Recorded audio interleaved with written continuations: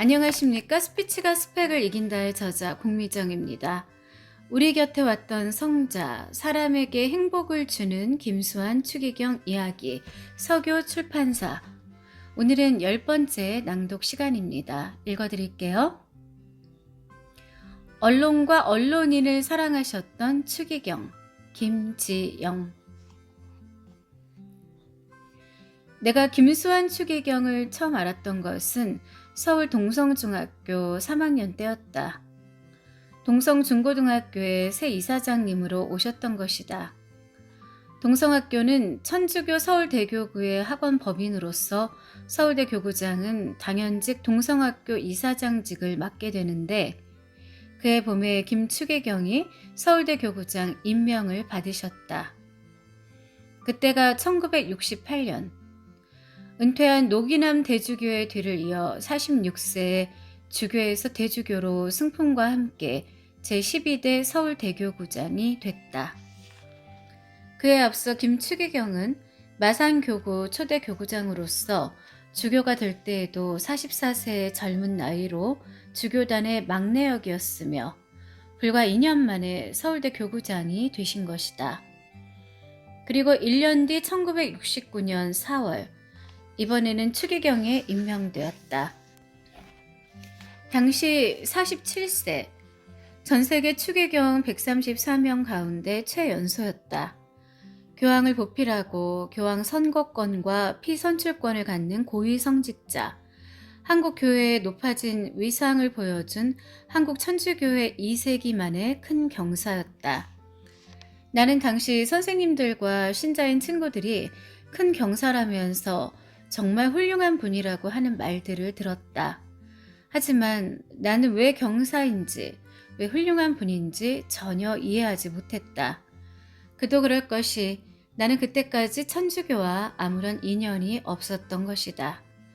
친가 외가를 막론하고 집안에서 천주교, 개신교 등 그리스도교를 믿는 친척들은 거의 없었다. 친척들은 유교적 전통과 관습이 골수에 박힌 전형적 경북 유림이었다. 또 재학생 중에는 집안의 신앙을 따라 동성중학교에 입학한 소년들도 많았지만 나는 어쩌다 보니 응시를 한 경우였다. 이런 분위기 속에서 나는 중고교 6년 동안 입교 권유도 많이 받았지만 늘 거부하거나 피했다. 중학교 1학년 때는 교리 시간이 있었고 신부님이 가르치셨는데 신부님이 한동안 나를 찾아 부르셨다. 내 교리 성적이 학생 중에 가장 좋았다는 것이다. 그러나 나는 신부님을 피해 다녔다. 이런 나였으니 추기경에 대해 무엇을 알았겠으며 무슨 관심이 있었겠는가.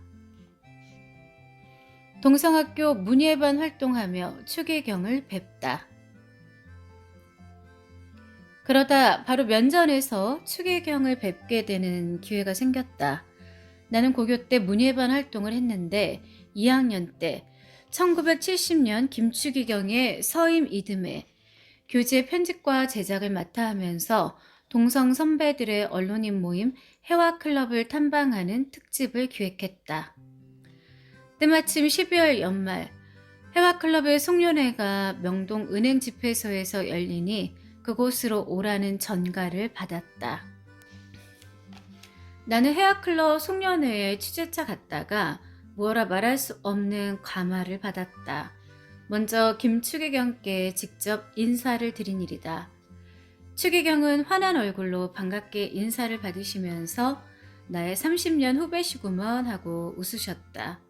김추기경은 대구 성유스티노 신학교를 졸업하고 서울로 올라와 동성상업학교의 5년제 소신학 과정이었던 을조, 나중에 소신학교로 따로 독립한 곳을 다니셨던 것이다. 동성상업학교 졸업 후에는 일본 도쿄에 조치대로 유학을 하셨다. 다음으로 해화클럽이 내 마음에 감화를 준 것은 모임의 분위기였다. 언론인 선배들은 지적이면서도 자유분방했고 비판적이면서도 위트가 넘쳤다. 한마디로 스마트한 분들이었다. 때는 박정희 정권의 삼선 개헌 통과 이듬해 바로 한 달 전인 11월 13일에는 전태일 열사가 청계천에서 노동자들의 권리를 외치며 분신을 해 전국이 뒤숭숭했다. 이런 정치사회 상황 속에서도 선배들의 대화는 거침이 없었고, 한 선배는 전태일 열사의 투쟁을 소재로 한 팬터마임을 연기하기도 했다. 김추기경은 해학클럽 창설 1968년 이후 초기 때부터 지원하시고 돌아가시기 전까지 내내 그 중심이 되어주셨다. 나는 고교 학창시절에는 잘 몰랐으나 나중에는 알게 됐다. 김추기경은 해학클럽이나 모교도 물론 사랑하셨지만 무엇보다 언론과 언론인을 사랑하신 분이라는 점을. 바티칸 공의회의 핵심 주제인 대중매체 역할. 그분이 언론과 언론인들을 사랑한 데에는 배경이 있다. 김추기경은 1956년 독일 민스터 대학 유학길에 올라 은사인 요셉 헤프너 신부, 나중에 추기경 서임으로부터 그리스도 사회학을 배운다. 또 당시 제2차 바티칸 공의회 1962년에서 1965년에 소식을 접하면서 교회가 자정 쇄신하며 시대의 흐름을 읽고 변화하면서 세상과 소통해야 한다는 사실을 절감한다. 그러면서 공의의 핵심 주제 중에 하나인 대중매체의 역할에 대해 눈을 떴다. 귀국 후 가톨릭 15사, 지금의 가톨릭 신문 사장으로 일할 때에는 세상의 사건과 흐름을 신앙적 눈으로 조망하는 주제의 사설을 지면에 자주 실었다. 김추기경의 평생 고민 중 하나는 어떻게 하면 제2차 바티칸 공의회의 정신대로 살 수 있는가 하는 것이었다. 그러면서 매스컴 사도직에 특별한 관심과 열정을 보여주셨다. 김추기경은 마산 교구장이던 1967년 한국 천주교 주교회의의 매스컴 위원회가 설립되면서 초대 위원장이 된다. 그 뒤 김추기경은 가톨릭 저널리스트 클럽과 같은 언론인 단체, 가톨릭 언론상, 가톨릭 가요대상 등을 만들어 운영했다. 아무튼 고교 시절 나는 해화클럽 탐방 취재 후 나도 기자가 돼야지 하는 마음을 먹었던 것 같다. 김추기경에 대해서도 훌륭한 분, 자비로운 분이라고 마음에 새겼다. 하지만 그분에 대한 자비롭고 온화한 이미지를 일거에 깨는 일이 생겼다. 졸업식 때였다. 행사의 거의 마지막인 1년 정근상 시상 순서, 동기생 애치군이 대표로 연단에 올랐다. 그는 상을 받고는 뒤로 돌아 상장을 든 두 팔을 높이 들고 장난스럽게 흔들고 또 흔들었다. 가장 작은 상을 수상했다며 자신을 조롱하는 것 같기도 했다. 졸업생 자리와 하객석에서는 와 하고 웃음과 환성이 터져 나왔다. 그리고 나서는 웬일인지 장내가 어수선하고 산만해졌다. 곧 이사장인 김수원 추기경이 격려사를 하러 연단으로 나오셨다. 그런데 표정이 굳어진 추기경은 준비해온 메모지를 덮고는 즉석 연설을 하시는 것이었다. 졸업생들이 뜻깊은 졸업식장에서 진지한 구석이라고는 없이 경망하게 군다고 사회에 나가 무엇이 되겠느냐면서 크게 나무라셨다. 사건은 거기에서 그치지 않았다. 졸업식 행사가 끝나고 교무주임 선생님이 애치군을 교무실로 불러 질책하면서 졸업장을 손에 든 제자의 두 뺨을 때렸다. 애치군의 얼굴이 벌겋게 부어올랐다. 미안합니다. 허리 굽혀 사과한 추기경. 그로부터 15년의 세월이 흘러 1987년 12월 동성고교는 개교 80주년을 맞았다. 본행사가 끝나고 저녁에 시내의 큰 호텔에서 총동문회가 주최한 뒤풀이 행사가 열렸다. 김추기경도 오셨다. 추기경은 동문들의 행사에는 언제나 지지와 후원을 아끼지 않으셨고 당신의 시간을 쪼개 웬만하면 동문 행사에는 참석하시려고 애를 썼던 분이었다. 김추기경은 행사장 전면에 의자에 앉아 계셨다. 그런데 사회자 마이크를 잡은 이가 다름 아닌 애치군. 당시 대기업 직원이었던 애치군은 행사 진행 중 15년 전 졸업식장에서 김추기경의 꾸중과 이로 인해 교무주임 선생님에게 맞았던 일화를 소개했다. 그 순간 바로 옆에 계시던 추기경은 깜짝 놀라며 당황하는 표정이 역력했다. 곧 김추기경이 일어나셨다. 그리고 애치군에게 허리를 거의 90도로 굽히며 사과하시는 것이었다. 황동문 미안합니다. 라는 말과 함께 이번에는 애치군과 전체 동문들이 모두 깜짝 놀라고 당황해 자리에서 일어나거나 마주 허리를 굽히며 어쩔 줄을 몰랐다. 나는 대학을 졸업하고 신문기자가 되면서 김추기경을 뵐 기회가 많아졌다. 그렇다고 취재 관계로 그리 된 것은 아니었다. 기자가 되면서 우선 김추기경을 어른으로 모시고 있는 해화클럽에 가입하게 됐기 때문이다. 해화클럽은 최소한 연말 송년회만큼은 반드시 김추기경이 참석하실 수 있도록 일정을 조율했다. 김추기경은 해화클럽 모임에 오시면 언제나 즐거워하셨다. 농담도 잘 하셨다. 삶은 계란 이야기도 그중 하나다. 지방 어느 대학에 삶이란 무엇인지에 대해 강의를 하러 열차를 타고 가시는데 아무리 생각해도 그럴듯한 아이디어가 떠오르지 않던 차에 마침 통로로 지나가던 간식 판매원이 삶은 계란이요, 삶은 계란 하기에 귀가 번쩍 뜨이시더라고 했다. 그래서 그날 강연의 리드는 여러분, 삶이 무엇인지 아십니까? 삶은 계란입니다로 시작하셨다는 것이다. 해화클럽에선 노래도 몇 차례 부르셨다. KBS의 한 방송 프로그램에서 김수희의 히트곡 애모를 개사해 부르신 건 잘 알려져 있지만 내 기억으로는 해화클럽 모임에서 먼저 부르셨다. 1993년 6월 어느 날 서울 프레스센터 홀에서 동성고 출신 전현직 언론인 70여 명이 모인 가운데 해화클럽 재창립 대회가 열렸다. 이날도 김추기경은 시종 매우 기분 좋은 얼굴로 담소를 나누시고 내가 따라드린 폭탄주도 한 잔 받으셨다. 물론 드시는 척만 하셨지만 그리고는 전체 동문들과 둥글게 손에 손을 잡고 동성학교 교가를 2절까지 함께 부르셨다. 유쾌한 분이었다. 동시에 참으로 진지한 분이었다.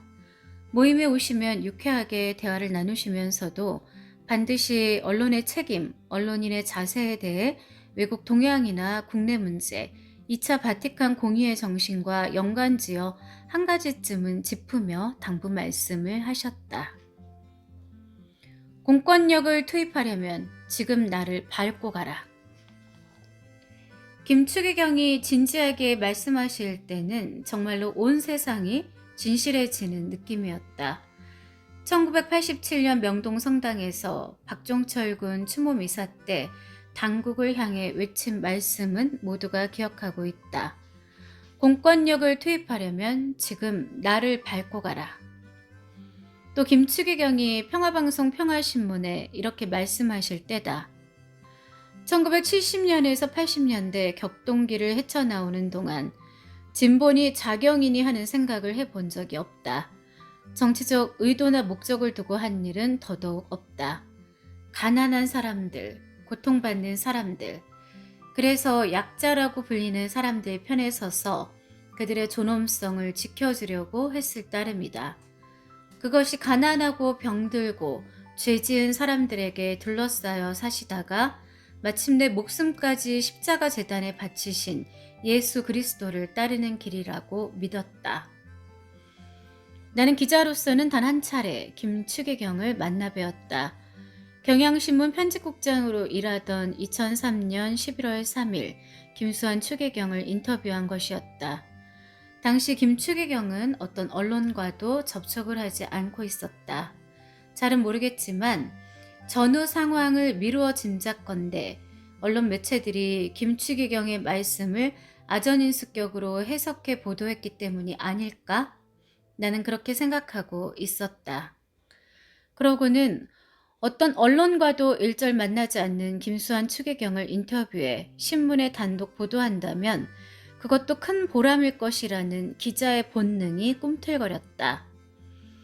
고교 동기로서 나보다는 김추기경과 더 가까운 것으로 보이는 원종배 아나운서에게 사정했다. 동성 30년 후배의 부탁을 받아주시도록 어떻게 잘 말씀을 드려달라고 했다. 결국 김추기경은 일절 손을 내지으시던 언론 인터뷰를 30년 후배에게 허락했다. 인터뷰는 장식물이라곤 전혀 없이 책과 늦가을 오전에 정갈한 햇살만 가득한 집무실에서 1시간여 동안 진행했다. 김추기경의 연세도 언 82세. 가끔 질문하는 내 말소리가 잘 들리지 않는다면서 이게 다 순리라고 말하며 웃으시기도 했다. 어린 아기처럼 아무런 집착 없이 해맑고도 따뜻한 미소였다. 30년 후배의 간청에 인터뷰 허락해 주신 추기경. 나는 김추기경 인터뷰 내용을 한 지면 전면에 2차례에 걸쳐 게재했다. 당시 김추기경님과의 인터뷰 내용 일부를 소개한다. 나이가 드니 사람도 아름답고 자연도 아름답고 모든 게 아름답게 느껴집니다. 살 날이 많지 않아서 하직 인사를 하려고 그러는 것이겠지요. 하하. 최근 어느 단체에서 한국에 거주하는 외국인 634명에게 한국인의 윤리성, 공공성, 신뢰성, 가치관에 대해 묻고 최악을 1점, 최고를 7점으로 정했습니다. 윤리성은 2점, 공공성은 2점을 약간 넘었고 신뢰성은 3점이었습니다. 한국인의 가치관은 돈과 권력에 기울어져 있다는 결과가 나왔고요. 한국인은 물질적이고 외적인 성취에 빠져 있다는 겁니다. 사실 인간의 목적은 보다 높은 곳에 있는데 말입니다. 제2차 세계대전 당시 학살에서 살아남은 유태인의 이야기입니다. 빅토르 프랭클린이 쓴 죽음의 수용소에서를 보니 절체절명의 절망적인 상황에서도 유태인들은 우리는 삶에 대해 예스라고 하겠다. 삶은 의미가 있다고 가사를 붙여 노래했다는 겁니다. 삶에 대해 긍정적으로 보는 자세가 중요하지요. 우리는 물질적으로 호사스럽게 살기 위해 돈과 권력에 목표를 두는 사람이 많고 또 그게 이루어지지 않으면 자살하기도 합니다. 생명 30일 운동은 지난해 시작됐습니다. 모자보건법 제정 31년째인 올해를 기점으로 이제부터는 생명을 존중하자는 뜻에서 지은 이름입니다. 모자보건법은 인구를 줄이기 위해 정부에 의해 만들어졌고 인구 절감뿐 아니라 여러 가지 이유로 낙태를 자행하도록 했습니다. 이제는 더 이상 생명을 함부로 해선 안 됩니다. 이 땅의 생명이 소중함을 홍보하고 교육해야 합니다. 이렇게 엄청나게 뱃속 어린이를 죽이고 자살하고 교통사고로 죽고 있으니 생명이 이처럼 대접받지 못해도 되는 겁니까? 게다가 요즘의 젊은 세대는 아이도 잘 낳지 않으려 하는데 우리도 모르는 사이에 스스로 자멸의 길을 가고 있는 겁니다. 복음에서는 사람이 자기 생명을 잃으면 세상 모두를 얻어도 무슨 소용이 있느냐고 했습니다. 과학자들은 200억 년 전 우주가 생기기 시작한 빅뱅을 이야기합니다. 대폭발 후 생명을 낳기 위해 우주가 생성된 것이며 그 뒤 긴긴 세월 동안 진화 발전한 이유도 인간의 태어남을 위해서입니다. 우주의 생성 목적은 바로 생명을, 더 나아가 인간 생명을 위함입니다. 우주 발전의 정점이 바로 생명이요, 인간의 생명인 것입니다. 그런 생명을 우리 마음대로 할 수 있는 것처럼 생각하니 문제입니다.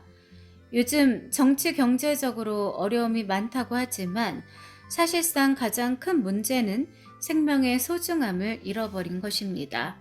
그 결과 삶의 의미를 확실히 가지지 못하게 되고 생명 경시 풍조가 만연한 겁니다. 교회의 대형화가 걱정스럽습니다. 가톨릭에서 소공동체 운동을 열심히 하는 이유도 가정과 가까운 이웃에서부터 공동체적인 사랑의 나눔을 실천하기 위함입니다.